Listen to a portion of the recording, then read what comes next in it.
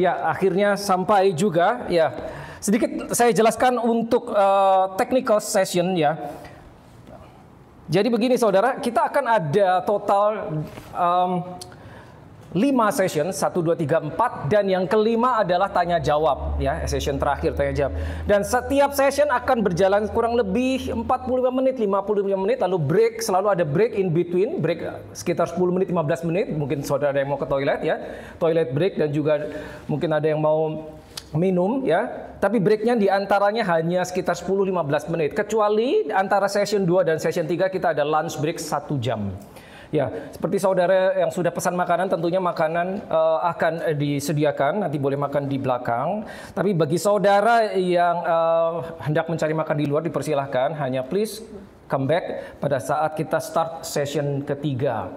Ya, nah sekali lagi bahwa penting sekali saudara untuk stay sampai session 4, at least session 4. Kalau saudara tidak ada waktu untuk mengikuti question and answer, Q&A session 5, that's okay, nggak apa-apa. Semua session nanti juga akan direkam dalam video ya. Jadi please ikuti sampai 1, 2, 3, 4 paling tidak. Kenapa? Karena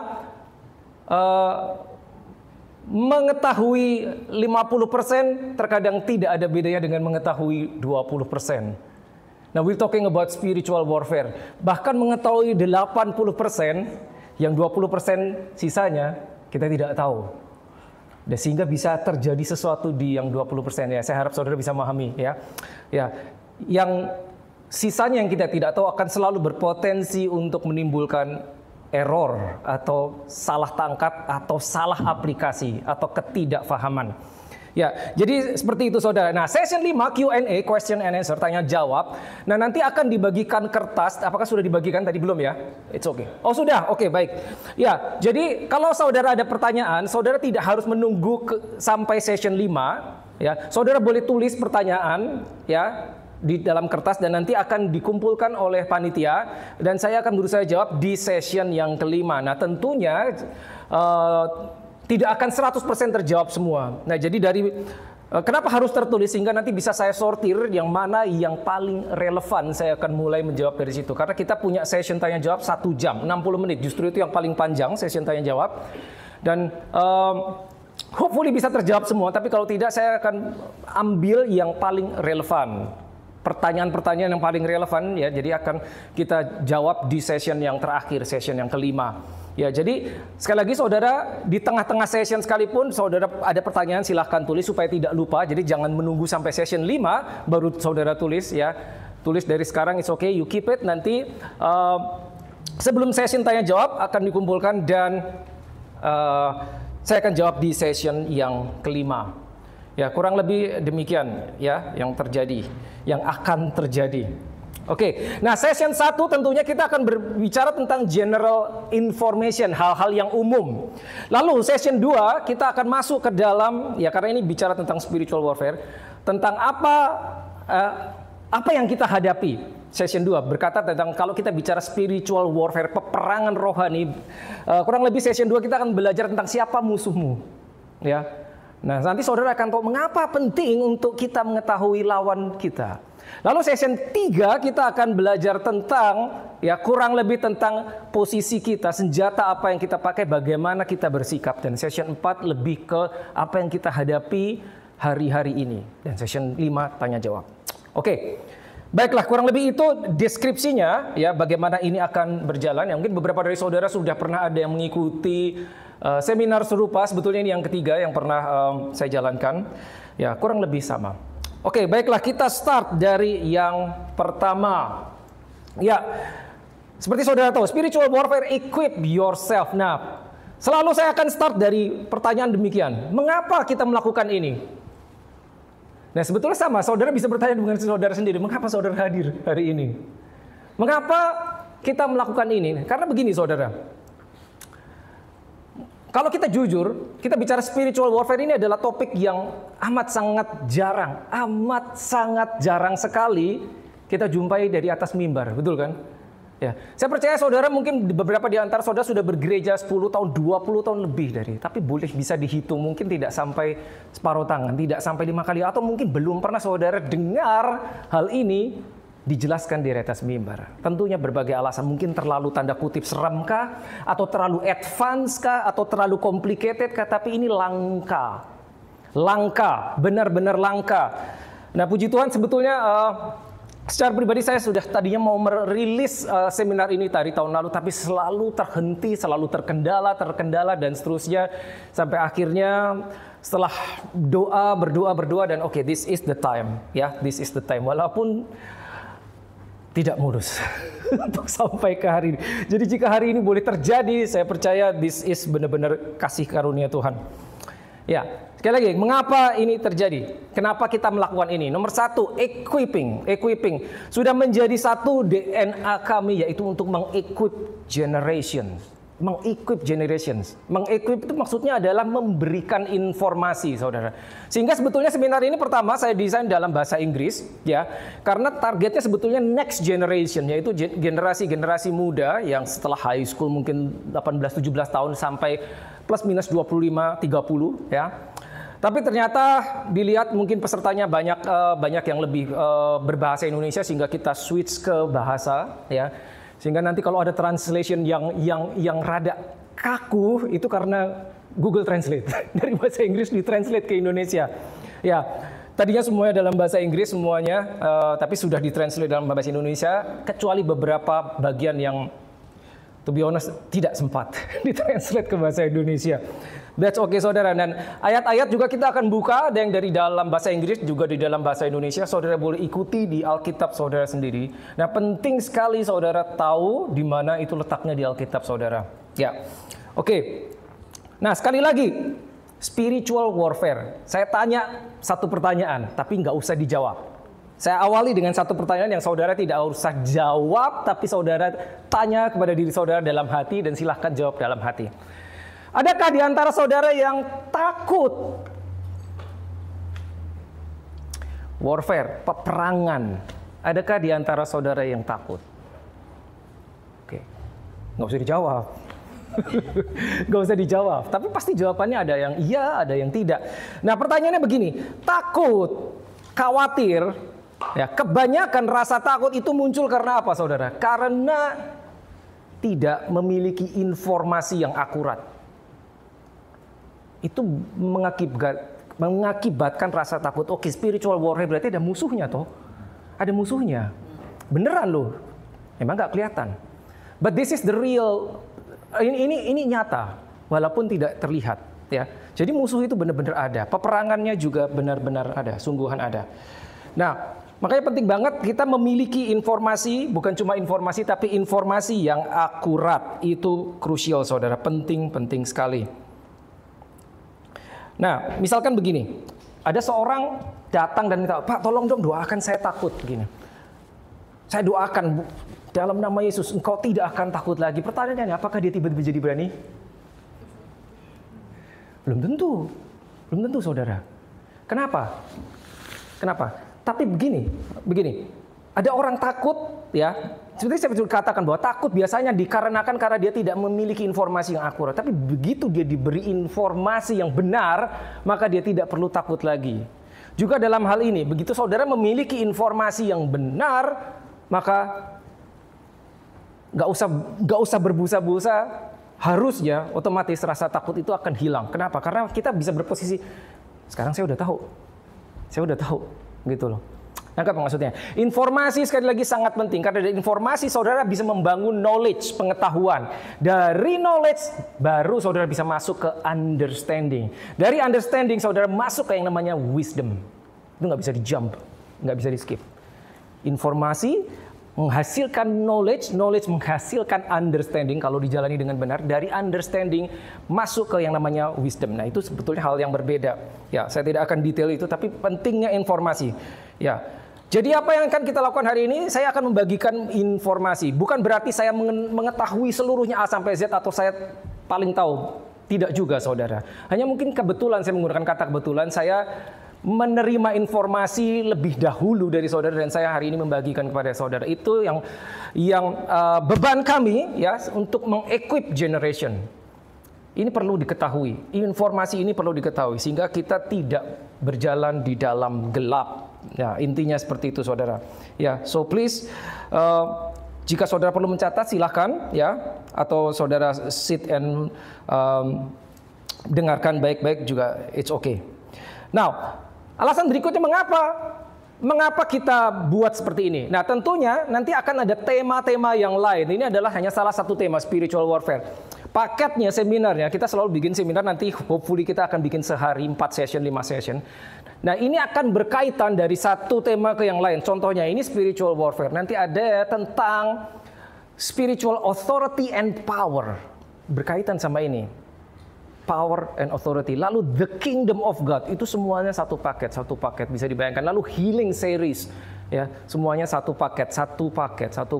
Nah, kalau saudara dapat semuanya, nanti saudara bisa berposisi saudara yang akan mengequip generation. If you don't have the information, pada saat saudara kalau nggak punya informasinya, saudara kalau nggak punya knowledge-nya, saudara berdiri di samping orang itu tanya sama saudara tidak bisa jawab. Orang itu minta tolong, kita nggak bisa tolong. Pada saat kita mau tolong orang, kita harus di dalam position to give. Mungkin bukan give physically. Tapi kalau kita tidak di dalam position to give, kita nggak bisa menolong. Ya, saya rasa saudara paham ya, seperti dikatakan orang yang tidak bisa berenang, dia tidak bisa menolong orang yang akan tenggelam. Jadi, mengapa kita melakukan hal ini? Sekali lagi, equipping generations, ya. Ya, tentunya ini juga satu generasi, walaupun mungkin bukan anak-anak muda, tanda kutip anak muda, yang usia belasan tahun, ya. Tapi kita akan adakan, hopefully, saya belum tahu kapan, seri-seri berikutnya. Dan di dalam juga bahasa Inggris, ya, bukan hanya bahasa Indonesia, karena most of them adalah English speaking people. Ya, oke. Saya rasa itu yang perlu kita pahami. Ya, satu hal lagi, saudara. Banyak yang kita hadapi yang terlihat natural. Problem yang kita hadapi. Setiap kita punya problem yang berbeda. Problemnya natural. Tapi penyelesaiannya belum tentu natural. Saudara tahu arti kata mentok? Mentok tuh, saya udah coba semua cara, nggak bisa. Itu mentok namanya. Bisa jadi seperti itu pada saat kita menghadapi sesuatu. Nah, jadi apapun yang kita hadapi, problem sekalipun yang kelihatan natural, akarnya mungkin supernatural, tidak terlihat. Jadi kalau problemnya itu sebetulnya di-driven by, ya, disebabkan oleh sesuatu yang supernatural, maka penyelesaiannya juga harus supernatural. Tapi di titik itu tidak semua orang tahu, dan pada saat diberitahu juga tidak semua orang mau melakukannya. Hanya karena mungkin mereka berpikir, ya, nggak masuk akal. Ingat ya, something that you cannot see bukan berarti itu tidak ada, cuman nggak kelihatan. Tapi itu ada. Ya, kalau saudara buka Alkitab, saudara pasti tahu yang saya maksud. Ya, belum tentu, bukan berarti tidak ada, cuman tidak terlihat. Ya, sekali lagi demikian, saudara, itu penting sekali.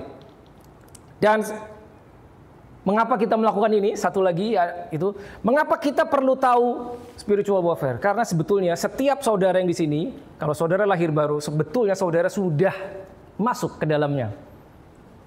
You are in a war. You are already in a war. Saudara sudah berada di dalamnya. Kita bisa bilang, kok saya nggak kerasa? Bukan berarti tidak terasa, bukan berarti saudara tidak di dalamnya. Saya jelaskan sedikit begini, saudara. Begitu saudara lahir baru, saudara berpindah dari gelap ke terang, betul kan? Berarti pihak gelap tidak akan dengan rela membiarkan engkau pindah dari gelap ke terang. Mereka akan berusaha dengan segala cara untuk menarik kita kembali masuk ke gelap. Itulah namanya spiritual warfare. Jadi segala sesuatu yang menghalangi saudara untuk mencapai tujuan Tuhan menciptakanmu, it can be spiritual warfare. Apapun itu, you name it. Ya, segala sesuatu yang menghalangi kita untuk hidup di jalan Tuhan, itu bisa spiritual warfare. Meskipun kita tidak terasa. Nanti kita akan belajar lebih banyak. Ya. Di akhir session saudara akan punya pemahaman yang lebih dalam. Bagaimana bersikap dan mengidentifikasi, oh, this is spiritual warfare. Seperti itu. Masalah dalam keluarga kah, di dalam pekerjaan kah, dan seterusnya. Ya, saya harus cepat saudara karena to be honest sebetulnya materinya tidak bisa diselesaikan di dalam 1 hari, 4 session pun tidak cukup. Jadi mungkin nanti di tengah-tengah mungkin saya harus sedikit ngebut, ya silakan. Atau mungkin beberapa silabus harus ada yang saya cut terpaksa karena waktu yang mungkin tidak cukup. Oke, nah ya next slide please. Ini secara cepat ya, secara cepat. Next slide please. Nah ini masih dalam bahasa Inggris ya. Jadi ini cuma saya memberitahu saudara kira-kira apa yang bisa kita dapat sebetulnya. Yang perlu kita tahu ya. Masihkah ada? Yes. Siapa yang terlibat? Seperti apa sih spiritual warfare? Ya, siapakah musuhmu? Kapan terjadinya? Di mana terjadinya? Apa bedanya spiritual warfare dengan natural warfare? Apakah Tuhan mengizinkan? Nah, ini menarik. Lalu, apakah posisi kita? Bagaimana posisi kita di dalam peperangan? Dan bagaimana strategi kita, juga bagaimana strategi musuh. Next slide please. Ya. Apa senjata yang bisa kita pakai? Senjata kita berarti ada senjata lawan juga, saudara. Ya. Lalu bagaimana bicara tentang defense dan attack? Ya, bertahan dan menyerang. Nah, mengapa tadi sudah kita bahas pengetahuan atau knowledge atau information itu sangat penting? Lalu bagaimana latihan yang harus kita lakukan atau yang bisa kita lakukan? Dan apa yang dimaksud dengan national service? Tahu artinya national service? Bahasa Indonesianya wajib militer. Nah ini mungkin kalau anak-anak muda sekarang nggak tahu, tapi mungkin yang usia saudara saya rasa tahu. Ya, nanti kita lihat. Wajib militer nggak ada, mungkin di negara-negara banyak negara sudah tidak ada. Ya. So what is the weakest link? Weakest link. Titik terlemah. Apa maksudnya? Oke, menarik. Lalu bagaimana terjadinya proses kekalahan? Ya. Lalu apa yang dimaksud dengan stronghold? Stronghold itu apa bahasa Indonesia ya? Apa? Benteng, kubu. Yes. Ya. Lalu bagaimana spiritual warfare di zaman modern? Boleh lanjutnya slide. Nah, masih ada 1 halaman lagi nih. Lalu apa yang terjadi dengan senjata saya? Pada saat kita menggunakan senjata tapi tidak berfungsi, there is something wrong. Apa yang terjadi? Lalu apakah yang dimaksud dengan ranking, tingkatan di dalam roh? Ya. Lalu apa yang dimaksud dengan istilah ini? Be clean and stay clean. Ya. Lalu pentingnya priesthood, ya, keimaman, altar atau mesbah dan sacrifice atau pengorbanan. Nanti itu di session 4. Lalu bagaimana kita berdoa jika kita berada di dalam peperangan rohani? Lalu pentingnya identitas di dalam Kristus. Dan apa sajakah hal-hal yang berbahaya? Segitu banyaknya saudara, bisa dibayangkan. Ya, tentunya tidak akan selesai di dalam 1 hari. But that's okay, ya. Nanti karena seperti saya katakan itu akan terconnected dengan seri-seri berikutnya seperti spiritual authority, spiritual power dan seterusnya dan seterusnya. Oke, next slide please. Ya. Ya, mengapa kita perlu tahu ini? Tadi sudah saya jelaskan singkat ya. Nah, sebelum kita masuk, nah, seperti saya sudah jelaskan, session 1 ini general information, hal-hal umum sebelum kita masuk tentang musuh kita siapa, bagaimana dia, cara kerjanya, dan bagaimana posisi kita. Ini informasi yang umum di session 1. So please sabar, nanti yang paling seru di session terakhir tentunya, session 4. Ya, tentunya disimpan di belakang. Oke, next slide please. Nah, ini yang perlu dipahami dulu. Ya, seseorang mungkin bisa bertanya, loh sebentar apa masih ada spiritual warfare? Tadi kita tahu jawabannya masih ada. Bukankah musuh sudah dikalahkan? 2000 tahun lalu saat Yesus mati di salib, sudah dikalahkan. Betul saudara. Tapi kok bisa masih ada? Bahkan Alkitab mengatakan kita lebih dari pemenang, kita di dalam Kristus Yesus. Betul kan? Tapi kok masih ada? Musuh telah dikalahkan dalam pertempuran. Ya, dalam dikalahkan waktu Yesus mati di salib. Tapi mengapa masih ada? Tahu jawabannya? Karena karakter atau the nature of the enemy. Nature itu apa ya bahasa Indonesia?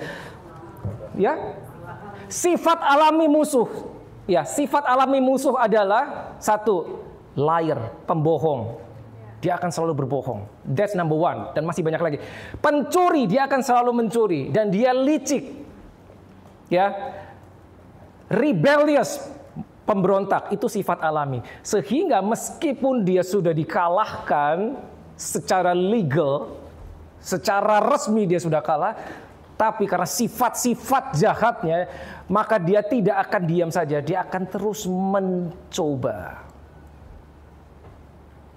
Kita bisa tidak setuju, udah nggak ada kok zaman sekarang. Nanti di akhir session saudara akan tahu, masih ada saudara. Musuh sudah dikalahkan. Ya, itu satu fakta, dia sudah kalah.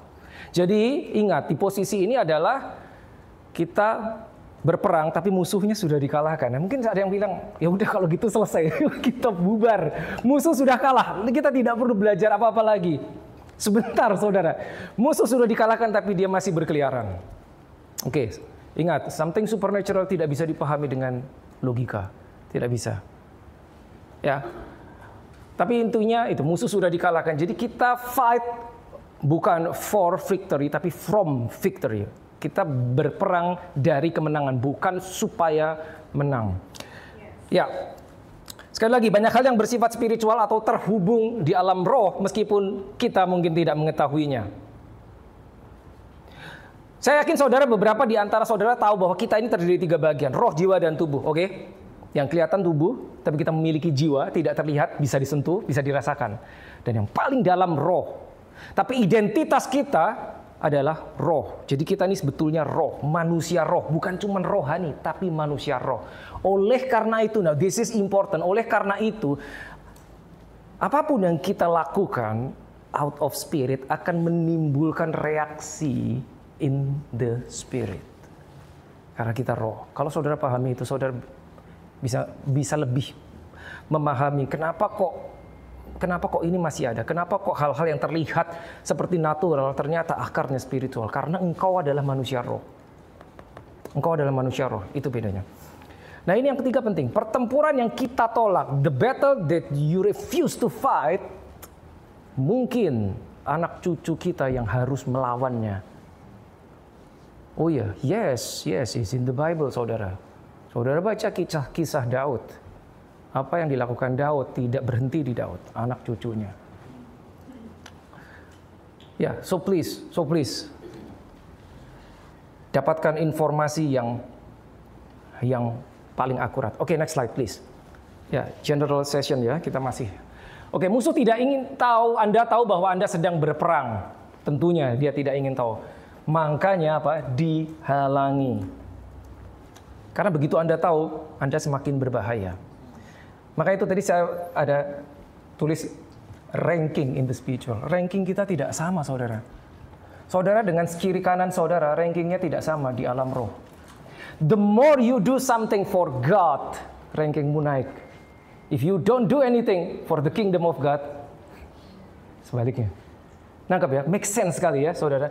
Ranking kita tidak sama di alam roh, tidak sama, saudara. Tidak sama, nanti kita akan belajar lebih detail. Berkaitan dengan the kingdom mindset, the kingdom of God. Itu dia. Ya, jadi dia akan selalu menghalangi. Nah, saya tahu beberapa dari kita bahkan untuk sampai hari ini pun sudah dihalang-halangi. Ya, boleh tanya Pak Gunawan nanti. Saya pun dihalangi untuk sampai hari ini. To be honest, saudara, yes. Gitu loh. Begitu saudara ingin melakukan sesuatu yang saudara tahu itu berguna bagi kerajaan surga, pasti akan dihalangi toh. Ya, yang menghalangi mungkin belum tentu terlihat. Ada aja masalah yang kelihatannya kenapa ini terjadi dan seterusnya. Oke, saya harus cepat, saudara. Dalam peperangan hanya tentara atau militer yang berperang, semua warga sipil akan berlindung atau mengungsi. Nah, ini ada hubungannya dengan mirip dengan peperangan jasmani. Ya. Maksudnya apa? Maksudnya, ini ada berapa orang, katakanlah 40 orang. Ya, tidak semuanya militer. Tidak. Seperti dalam peperangan jasmani yang maju berperang adalah mereka yang sudah mengalami pelatihan militer dalam tanda kurung tentara. Ya, karena tidak semua orang tentara, banyak yang lebih banyak adalah civilians, orang sipil. Begitu pecah perang antara dua negara, yang maju kan yang tentara atau warga yang sipil enggak, ngungsi, ngumpet, berlindung. Ya toh. Nah, masalahnya begini, ada orang yang punya kapasitas sebetulnya untuk menjadi tentara, tapi nggak mau, nggak mau. Apa maksudnya? Nggak semua orang mau. Saudara jika tawari senjata untuk maju berperang untuk kerajaan surga, itu nggak semua mau loh. Mari kita jujur dengan diri kita, tidak semua mau. Karena kita tahu ada risikonya. Karena kita tahu itu berarti nggak enak, keluar dari zona nyaman.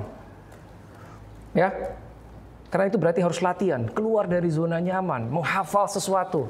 Nggak enak, mendingan diem aja, nonton aja. Jadi begini saudara, saya lupa sampaikan di awal satu hal. Mumpung masih session 1. Pertama, saya sampaikan dulu bahwa this is not a church service. Ini bukan ibadah. Dan ini bukan khotbah. Ini seminar. Jadi I will be as blunt as possible. Saya akan sebelak-belakan mungkin, tidak akan ada saya tutupi. Jadi jika ada sesuatu yang hard, keras, saya tidak akan membuatnya menjadi lebih lembut. Mohon maaf. Saya udah minta maaf loh. Jadi misalkan ada yang contoh-contoh yang wah kok mirip sama aku ya. So please jangan tersinggung. Itu kebetulan. Jadi the best way adalah pura-pura aja saudara nggak tahu yang ngomong siapa. Saya pura-pura saya nggak kenal saudara. Jadi dari sisi saya akan lebih objektif. Saya sampaikan apa yang harus saya sampaikan. Karena kalau enggak, saya akan, gak enak nih, kayaknya ini cerita ini mirip si A, si B, si C, gimana ya? Udah deh saya skip, nanti jadi gitu saudara, ngerti ya maksudnya ya? Bisa dipahami ya? Jadi saya udah minta maaf di depan. Saya udah minta maaf di depan. Ya mungkin itu, kenapa kok ini jarang ada di gereja. Ya, tapi ini bukan ibadah, jadi this is seminar. Oke, lanjut. Beberapa orang masih percaya tidak mau berperang meskipun mereka sudah memiliki pengetahuan ya. Karena apa? Tahu tidak nyaman. Oke, boleh next slide please. Lebih cepat ya, saya akan lebih cepat. Waktunya ngebut sekali. Oke, tadi apakah masih berlangsung? Yes. Siapa yang terlibat? Semua orang. Kita sudah tahu kenapa. Kalau saudara lahir baru, seharusnya saudara terlibat. Masalah mau apa enggak, nyadar apa enggak, itu lain cerita. Tapi seharusnya saudara sudah terlibat. Karena tidak ada yang namanya stagnan di alam roh, tidak. Kalau saudara tidak sedang naik, saudara pasti sedang turun. Cuman nggak kerasa. Nanti kerasanya kalau sudah jauh di bawah. Kenapa? Karena udah susah naiknya. Ya. Jadi tidak ada stagnan, tidak ada.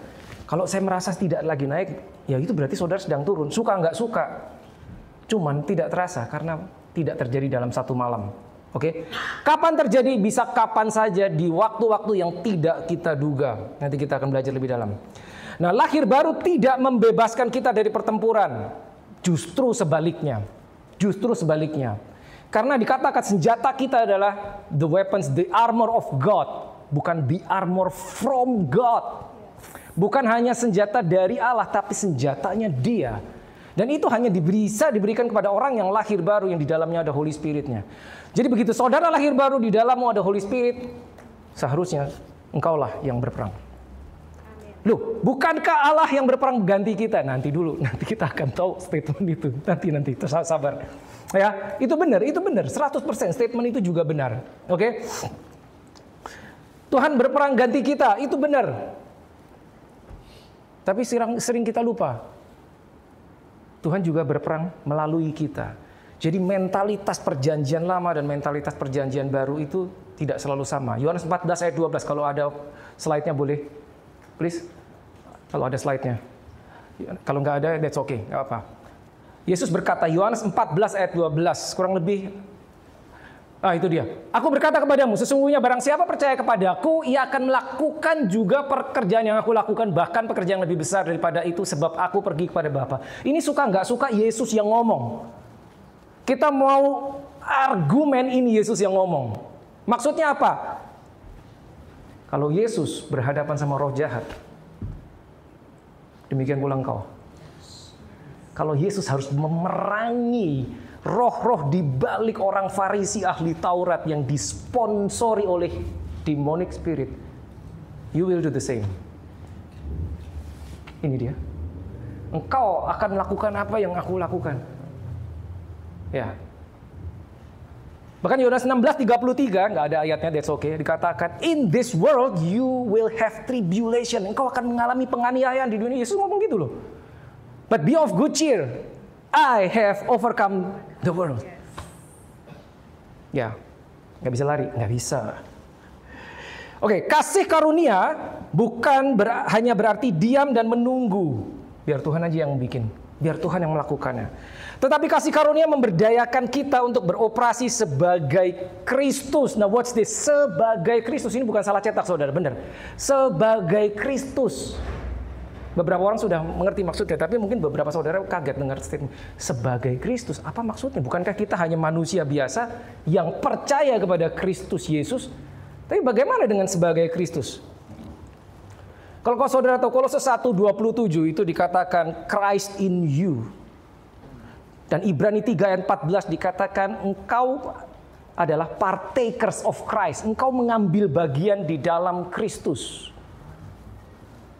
Di dalam Kristus. Engkau akan melakukan apa yang kulakukan. Itu Yesus bilang. Sehingga Kristusnya sudah dipindahkan ke dalam. Saya nggak akan fokus di situ karena itu sebetulnya topik yang sedikit berbeda. Tapi perhatikan, nah ini become partakers of Christ. Ini bahasa Inggris ya, karena bahasa Indonesia nggak sama. Ya beberapa ayat saya harus ambil bahasa Inggris karena bahasa Indonesia tidak persis sama. Lebih strong di dalam bahasa Inggris. Nah, kasih karunia is very important karena kita diselamatkan karena kasih karunia. Tapi kasih karunia itu the beginning, awal. Masalahnya begini, kalau kita memandang grace itu hanya sebagai sesuatu yang kita terima itu 100% betul, tidak salah.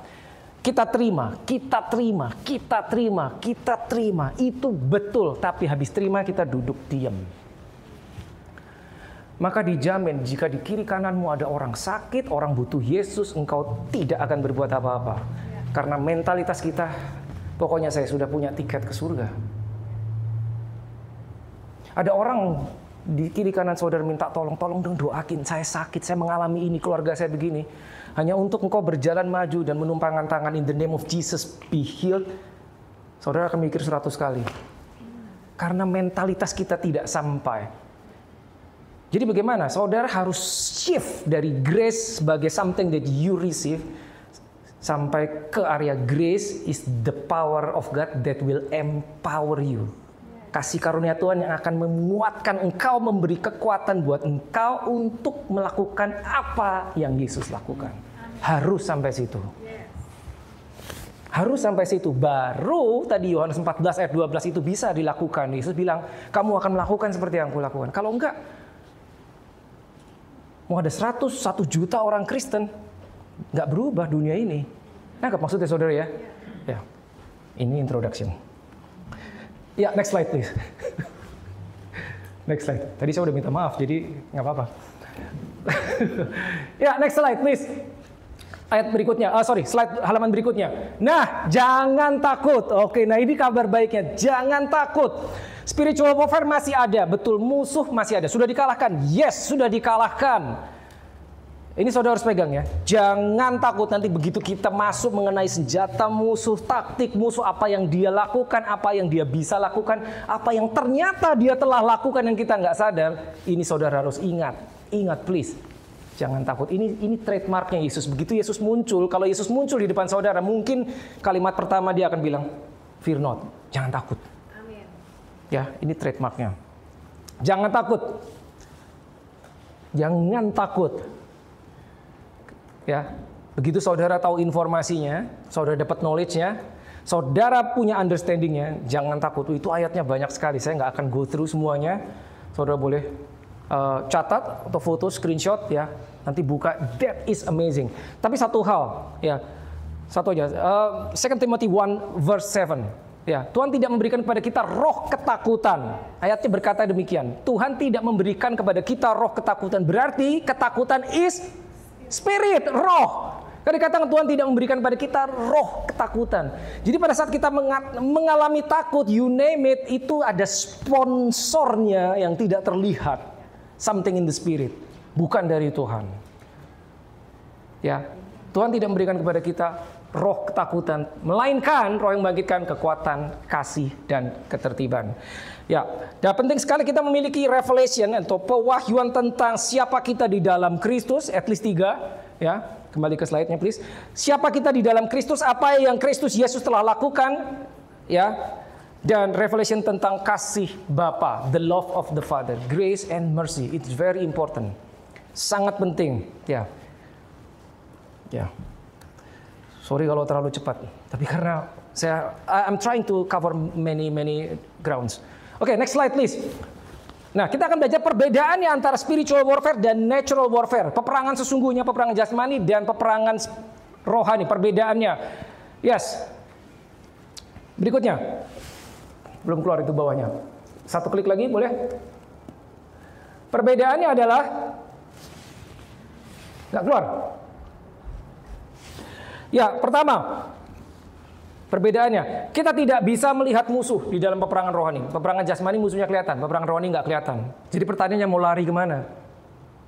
Peperangan jasmani bisa lari, bisa ngumpet. Bisa, gali tanah, ngumpet, bikin bunker di bawah tanah, ngumpet, bisa. Peperangan rohani mau lari kemana? Nggak bisa lari. Nggak bisa, saudara.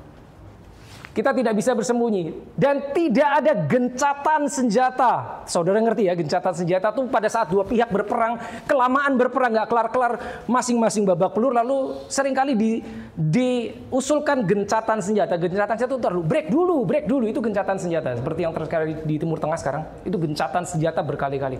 Maksudnya kedua belah pihak setuju untuk tidak saling melancarkan serangan untuk sekian waktu. Itu gencatan senjata, ceasefire. Seminggu nggak boleh melemparkan roket seminggu. Ya, itu janjian walaupun biasanya dilanggar. Nah kalau spiritual warfare, saudara mau janjian sama iblis? Nggak bisa. Nggak ada. Jadi itu tidak ada. Dan tidak ada pilihan damai. Peperangan jasmani masih ada pilihan damai. Perang terlalu lama, kehabisan resource, negara yang satu akan mengajukan, udah deh kita damai aja. Dengan syarat begini. Ya kan? Persyaratan perdamaian. Tapi peperangan rohani tidak ada. Tidak ada. Kenapa? Karena kita tahu musuh kita siapa. Ini perbedaan-perbedaannya. Nah, persamaannya juga ada. Persamaannya boleh. Slide selanjutnya. Persamaannya adalah, ya, nomor satu, bisa terjadi korban. Yang namanya peperangan itu bisa terjadi korban. Lalu intensitas yang berbeda. Maksudnya apa? Bisa sengit, bisa tidak sengit. Peperangan itu ada yang sengit ya. Korbannya banyak, tapi juga ada peperangan yang sangat subtle, soft, tidak sengit, nggak kelihatan, bahkan sampai tidak terasa. Itu bisa terjadi dua-duanya. Yang peperangan jasmani juga bisa begitu. Lalu ada waktu durasi peperangan. Biasanya perang itu selesai jika satu pihak sudah kalah atau satu pihak menyerah, satu pihak sudah menang, sudah ada bendera putih, itu selesai, sudah. Ya, ini bisa selesai juga. Ada senjata yang terlibat. Dua pihak menggunakan senjata mereka masing-masing untuk saling mengalahkan musuh. Lalu ada yang namanya pengerahan pasukan di dalam peperangan rohani juga ada, saudara. Mirip. Ini persamaannya. Ada taktik yang dipakai, strategi, taktik untuk mengalahkan musuh dan bisa bersifat frontal, head to head atau terselubung. Ya, next slide please. Siapa musuh kita? Ya, saudara saya rasa sudah tahu sampai tahap ini. Ya, musuh kita adalah yang tidak terlihat tadi, Efesus 6. Karena perjuangan kita bukanlah melawan darah dan daging. Itu menunjukkan bahwa musuh kita tidak terlihat, bukan physical, ya, spiritual. Nggak kelihatan, musuh kita nggak kelihatan. Ada orang bertanya, gimana saya harus berperang kalau musuh saya nggak kelihatan? Bagaimana bisa mengalahkan musuh? Lah, musuh bisa melihat saya tidak bisa melihat. Makanya kita harus tahu yang pertama tadi, musuh sudah dikalahkan. Amen. Jangan lupa dan jangan takut. Jangan takut is a must. Ingat baik-baik, saudara. Ya, bukan melawan darah daging, tapi melawan pemerintah. Nomor satu. Yang kedua, melawan penguasa-penguasa, melawan penghulu-penghulu dunia yang gelap, lalu melawan roh jahat di udara. Itu empat itu tidak sama. Itu adalah ranking in the spirit di dalam kerajaan gelap. Mungkin nggak ada waktu sih saya jelaskan detailnya. Kalau ada mungkin nanti, tapi kalau nggak ada nanti di session berikutnya tentang spiritual power and authority di seminar berikutnya. Tapi itu nggak sama. Apa yang dilakukan pemerintah, principalities, penguasa-penguasa, ya, dominions, penghulu-penghulu dunia, spiritual wickedness bahasa Inggrisnya, itu nggak sama. Mereka punya tugas yang berbeda-beda. Itu menunjukkan bahwa di dalam kerajaan surga, in the kingdom of heaven, ada ranking. Kingdom itu pemerintahan negara. Itu ada rankingnya tuh. Ada presiden, ada perdana menteri, mungkin ada menteri dan seterusnya. Demikian pula kalau ada kingdom of darkness itu juga ada rankingnya. Nggak sama. Tidak sama, saudara. Yohanes 10 ayat 10, pencuri datang hanya untuk mencuri dan membunuh, membinasakan. Ya, tapi aku datang supaya Mereka memperoleh hidup dan hidup dalam berkelimpahan. Ingat ya, yang datang dua-duanya. Ini Yesus yang ngomong, aku datang. Yesus datang tuh. Tapi bukan cuma dia toh yang datang, lihat tuh, pencuri datang. Dan begitu pencuri datang, dia tidak akan ngetok pintu saudara, dia tidak akan minta izin. Makanya disebut pencuri. Nah, ketidakfahaman orang-orang Kristen, begitu sesuatu terjadi langsung, kenapa Tuhan kau mengizinkan? Weh, ntar dulu, pencuri itu nggak minta izin. Sejak kapan pencuri minta izin? Tidak ada. Kalau dia minta izin, dia bukan pencuri. Nah, apa maksudnya ya? Understanding. Perhatikan baik-baik. Pencuri datang. Pencuri pasti mencuri. Saudara tahu kenapa Tuhan menciptakan dunia ini? Analogi. Mengapa Tuhan menciptakan dunia ini? Karena Dia adalah pencipta. Begitu loh. Kenapa Dia menciptakan dunia ini? Karena Dia adalah creator. Maka Dia create something. Kenapa Dia memberkati? Karena itu natural sifat alaminya Dia adalah giver. Jadi begitu saudara ketemu yang namanya pencuri, saudara tahu apa yang akan dia lakukan. Gak usah ditebak-tebak, dia pasti curi something. Pasti. Karena karakternya dia. Nangkep ya? Oke. 1 Petrus 5 ayat 10. Sadarlah dan berjaga-jaga karena lawanmu, jelas sekali disebut siapa? Si iblis. Berjalan keliling sama seperti singa yang mengaum. Seperti singa. Dia bukan singa, cuman seperti. Seperti singa yang mengaum dan mencari orang yang dapat ditelannya. Dia harus mencari. Ada kata mencari. Dia cari. Dia cari yang mana yang bisa saya telan. Kenapa dia harus cari? Karena tidak semua orang bisa ditelan. Beberapa di antara saudara tidak bisa ditelan. Jadi dia harus cari. Yang itu saya bisa telan mungkin, yang itu nggak bisa, yang itu dan seterusnya. Understanding is very important. Next slide, please. I gotta be quick. Knowing the battle, what kind? Nah, ini informasi. Battle of attrition, stamina adalah jenis peperangan yang akan menguras tenagamu karena panjang, tidak selesai-selesai. Musuh tahu kalau dia berhasil menjebakmu masuk ke dalam konflik yang panjang sampai satu titik kecenderungan manusia capek udah nyerah. Dia tahu. Jadi ada jenis peperangan yang seperti ini. Battle of stamina, battle of distraction. Ini populer sekali, terutama zaman modern. Jika dia tahu Tuhan punya rencana luar biasa atas hidup saudara, yang dia lakukan adalah mengalihkan kita dari track kita.